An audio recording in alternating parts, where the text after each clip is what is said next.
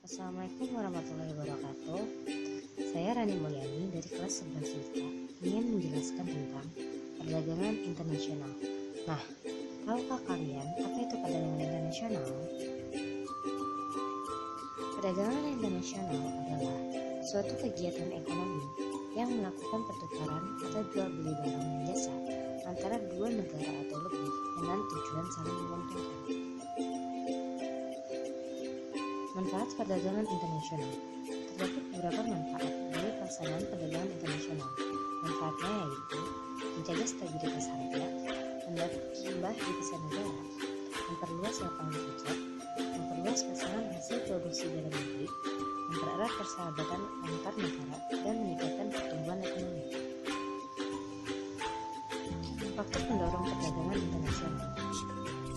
Terdapat faktor-faktor yang mendorong terjadinya kegiatan perdagangan internasional, yaitu adanya perbedaan sumber daya alam, adanya perbedaan sumber daya manusia, adanya perbedaan selera masyarakat, adanya perbedaan teknologi, adanya perbedaan biaya produksi, dan keuntungan dari adanya spesialisasi.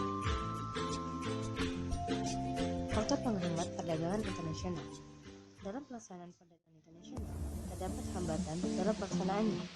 Apa aja sih faktor-faktor penghambat tersebut?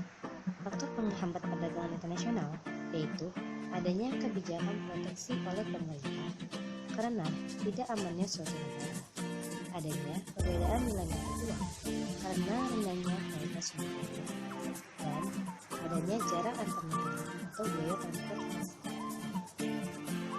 Teori perdagangan internasional. Yang pertama, teori keunggulan mutlak.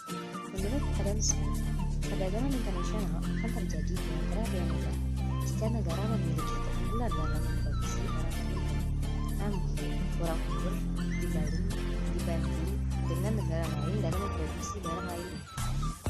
2. Keunggulan komparatif. Menurut David Ricardo, meskipun suatu negara kurang efisien dibanding negara lain dalam memproduksi dua jenis barang, namun masih tetap memungkinkan terjadinya perdagangan yang menyebabkan harga kurang tinggi. Kebijakan perdagangan internasional.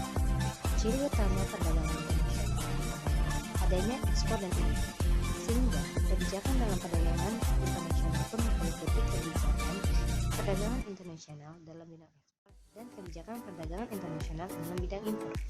Kebijakan dalam bidang ekspor diantaranya meliputi tarif dan subsidi. Tarif adalah pembebanan pajak terhadap barang-barang yang melewati batas suatu wilayah. Tarif dapat digolongkan menjadi biaya ekspor dan biaya transito. Subsidi.